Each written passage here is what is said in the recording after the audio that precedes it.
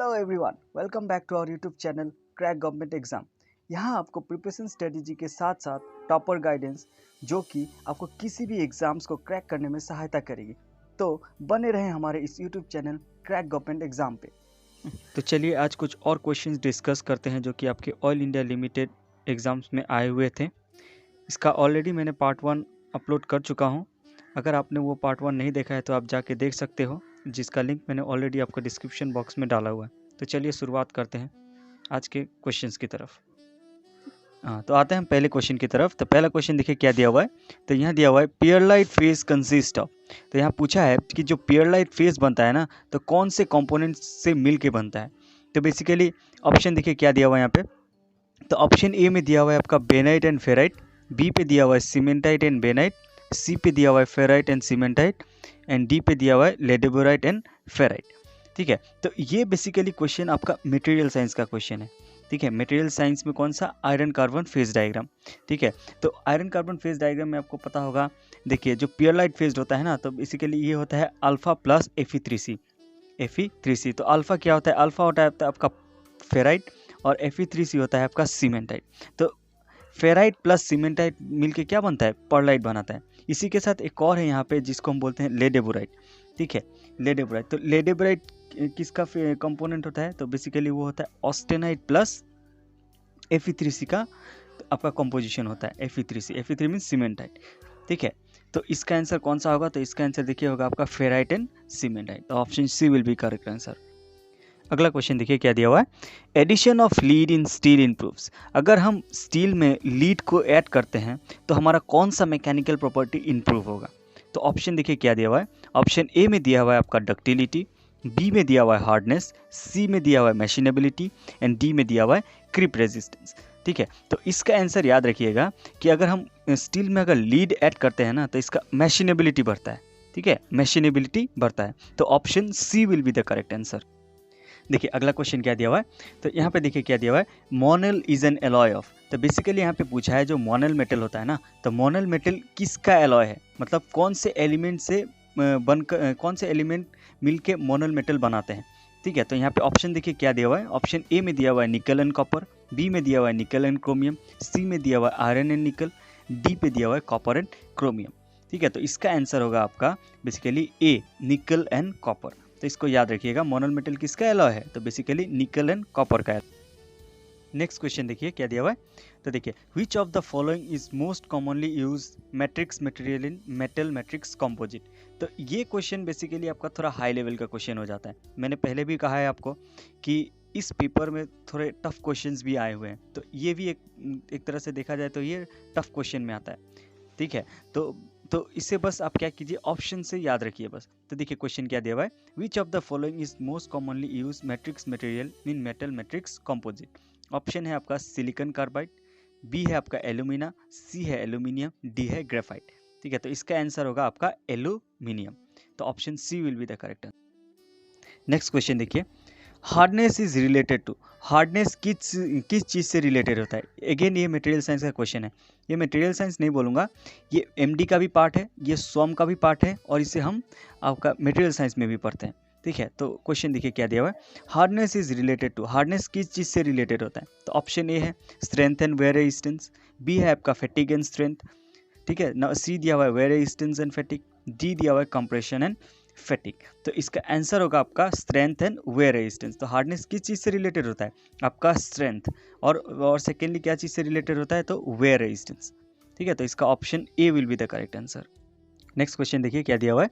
तो यहाँ पे देखिए क्या दिया हुआ है, a beam width one fixed and and other simply supported is called. तो इस क्वेश्चन में क्या दिया हुआ है, एक बीम दिया हुआ है जो कि एक एंड उसका क्या है, फिक्स्ड है, और दूसरा एंड आपका क्या है, जस्ट सिंपली सपोर्टेड ही। ठीक है, सिंपली सपोर्टेड है, तो ऐसे बीम को हम क्या बोलेंगे। तो ऑप्शन देखिए क्या दिया हुआ है, simply supported beam, option B दिया हुआ है प्रॉप्ड कैंटिलीवर बीम, सी दिया हुआ है ओवरहैंगिंग बीम, डी दिया हुआ है कैंटिलीवर बीम।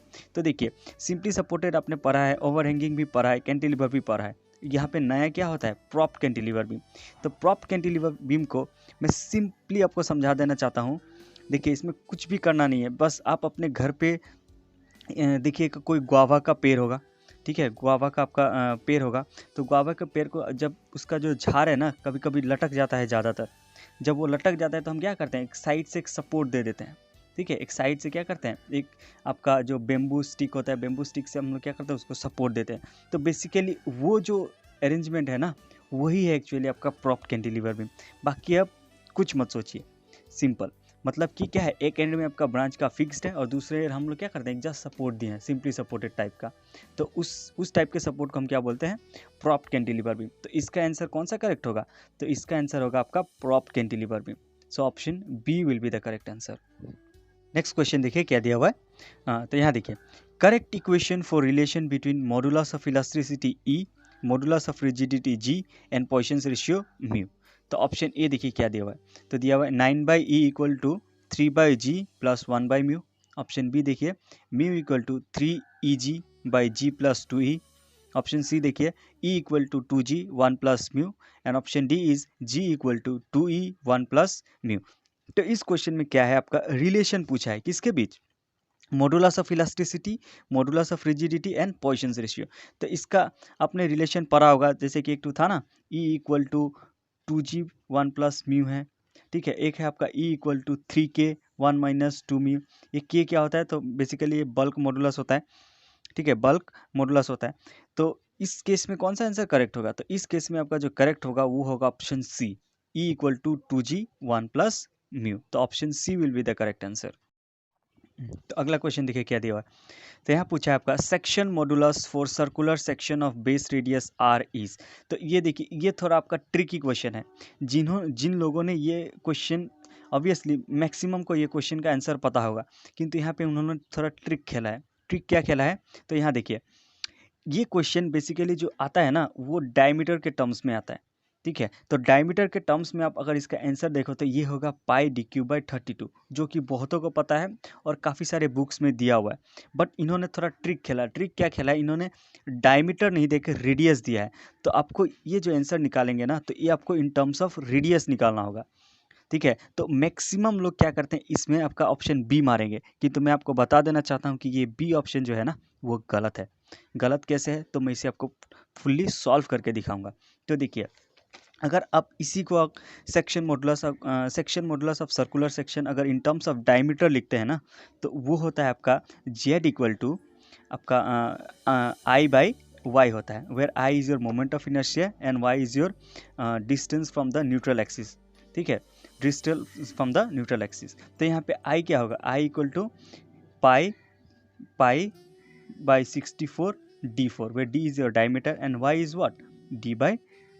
जब आप इसको पुट कर देगा वहाँ पे, तो देखो क्या मिलेगा, तो ये आपको जब पुट करेंगे ना, तो मिलेगा आपको π/32 d⁻³। ठीक है, ये मिलेगा। तो अब इस डायमीटर को आपको चेंज करना होगा। ठीक है, डायमीटर को चेंज करना होगा। तो डायमीटर जब चेंज करेंगे तो ये क्या आएगा, 2r हो जाता है बेसिकली। ठीक है, r diameter equal to what, twice of radius. So यहाँ पे क्या होगा, π/32 देखिए, और 2 का क्यूब कितना होता है, 8। तो 8 इंटू r³। तो अब अगर इसको सॉल्व करेंगे तो आंसर क्या आएगा, π/4r³। तो option D will be the correct answer. So इसे आप अच्छी तरह ध्यान से देखिएगा। ठीक है, ये थोड़ा ट्रिकी क्वेश्चन था, जो कि मैक्सिमम लोग रॉन्ग करेंगे यहाँ पे। ठीक है, तो option D will be the correct answer. अगला क्वेश्चन देखिए क्या दिया हुआ है, तो देखिए, in vapour compression cycle coefficient of performance is the ratio of. ठीक है, तो कोएफिशिएंट ऑफ परफॉर्मेंस किसका रेशियो होता है, तो बेसिकली मैं बता दूं COP क्या होता है। तो COP होता है आपका net refrigerating effect divided by work done. ठीक है, work input, basically work input. तो मतलब कि आपने आपका रेफ्रिजरेंट इफेक्ट कितना मिला, उसके लिए आपने कितना वर्क इनपुट दिया। ठीक है, ये होता है बेसिकली COP। तो इस केस में आंसर कौन सा होगा, तो ऑप्शन देखिए, net refrigeration effect by work done. B होता है work done by pressure increase. C दिया हुआ है work done by refrigeration effect, and D दिया हुआ है आपका pressure increase by net refrigeration effect. तो इसका आंसर कौन सा होगा, तो इसका आंसर होगा आपका option A, net refrigeration effect by work done. तो इसका option A will be the correct answer. Next question देखिए क्या दिया हुआ है, at the state of mixture the enthalpy of moisture can be estimated by addition of enthalpy contribution of. तो option A देखिए क्या दिया हुआ है, water vapour and dry air. B दिया हुआ है water vapour only. C dry air only and D water only. तो यहाँ पे क्या पूछा है, जो मॉइस्ट एयर होता है ना, तो मॉइस्ट एयर क्या होता है, तो मॉइस्ट एयर होता है आपका basically air plus water vapour. Air plus water vapour मिलके क्या बनाते हैं, आपका मॉइस्ट एयर बनाते हैं। और एयर में आपका बहुत सारे आ जाते हैं, ऑक्सीजन हो गया, नाइट्रोजन हो गया, कार्बन डाइऑक्साइड हो गया, सम नोबल गैसेस हो गए, ठीक है। ये मिलके बेसिकली क्या बनाते हैं, एयर। और एयर और प्लस वाटर वेपर का मिक्सचर को हम लोग क्या बोलते हैं, मॉइस्ट एयर, ठीक है। तो इस क्वेश्चन में क्या होगा, तो फिर एंथैल्पी कंट्रीब्यूशन किसका किसका होगा, तो एयर का होगा प्लस वाटर वेपर का होगा, ठीक है। तो इस केस में आपका आंसर कौन सा होगा, तो इसमें होगा आपका water vapour and dry air. मतलब कि एंथैल्पी ऑफ वाटर वेपर भी चाहिए plus enthalpy of dry air, दोनों मिलके क्या होता है, मॉइस्ट एयर का एंथैल्पी बेसिकली कैलकुलेट होता है। तो इसका option A will be the correct answer. Next question देखिए क्या दिया हुआ है, how much temperature difference should be maintain between refrigerant and medium to have reasonable heat transfer rate. एक रीजनेबल हीट ट्रांसफर रेट के लिए हमें मैक्सिमम कितना टेम्परेचर डिफरेंस होना चाहिए।